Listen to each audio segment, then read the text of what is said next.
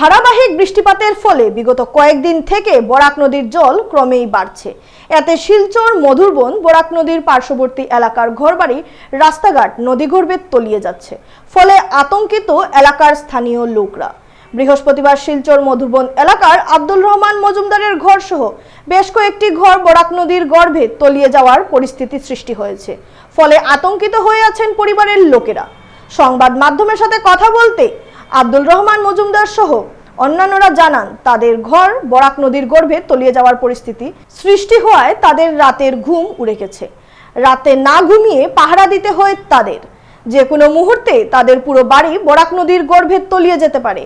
এখন পর্যন্ত প্রশাসন ও সরকারের পক্ষ থেকে কোনো ধরনের সাহায্য তারা পাননি এবং পঞ্চায়েত প্রতিনিধি সহ বিভাগীয় আধিকারিকরা তাদের সাথে কোনো ধরনের যোগাযোগ করেননি। তাই সংবাদ মাধ্যমের মারফত অসহায় পরিবারের লোকেরা সরকার ও জেলা প্রশাসনের কাছে দাবি রাখেন অতি সত্বর তাদেরকে তাদের ঘর থেকে উদ্ধার করে অন্যত্রে আশ্রয় দেওয়ার জন্য। আমরা অসহায় হয়ে গেছি। ওই দেখুন আপনারা, ওই তো এক রুমন মাটি গেছে কি একবারে খালি বেড়া রয়েছে, বারিন্দা গেছি কি ওই তো গল লইয়া ফাটা দিছে। আমরা অবস্থা খুব খারাপ। আমার বই আইছে, বই আবার কারণে আপনারা আমি দেখাইছি। আমি সরকারের তরফ থেকে কোনো যা সাহায্য পাইছি না। ফলাটো মাঝে পাইছ। আমার নাম কুসমা বেগম মজুমদার। জায়গার নাম হইল মধুরবন, বরাক পার্ক, মধুরবন পিএচি রুট 11 খণ্ড। এটা বরাক নদী বেরেঙ্গা, বরাক নদী নানি বেরেঙ্গা সামনে আছে নানি বাঁধ আছে? বেরেঙ্গা না, মধুরবন সামনে তো বেরেঙ্গা বাঁধ আছে।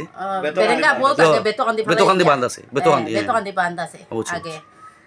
এখন আপনারা কিরকম আছেন বা কি অবস্থা আপনার এখন? এখন অবস্থা আর মাতিয়ালাম নাই, বেশ খারাপ। ওই তো তার বাবা ও একারে জ্বর হইয়া ঔষধপত্র আনবার, রাস্তাঘাট যাইবার কোনো চাহারা নাই, জ্বর হইয়া এখন মানুষ এখানে বিছনার অবস্থা। আপনারা তো দেখরা এখন আইসো আপনারা।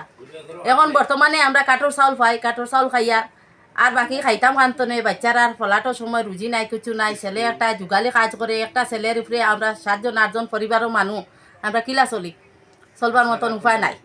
আপনারা দেখলে বুঝতে পারবা। আপনারা তো আইসো, বুঝরা তো আপনারা। সরকারের কাছে দাবি কি? সরকারের কাছে আমরা ওটাও অনুরোধ চাইছি সরকারের কাছে, মানে আমরা অন্তনে হরবার কোনো ব্যবস্থা একটা আমরা দিতা, কোনো আশ্রয় দিতা, আর একটা আমরা গরুবালা ব্যবস্থা করে দিতা। আমার কুয়া যুগালি করে ইটার উপরে যেরও আশ্রয় দিবা, আমরা গরুদার মানাইতে পারতাম না। আর এলকু বর্তমানে চলবারও নাই, এলকু বর্তমানেও আমরা একটা হেল্প করতাম।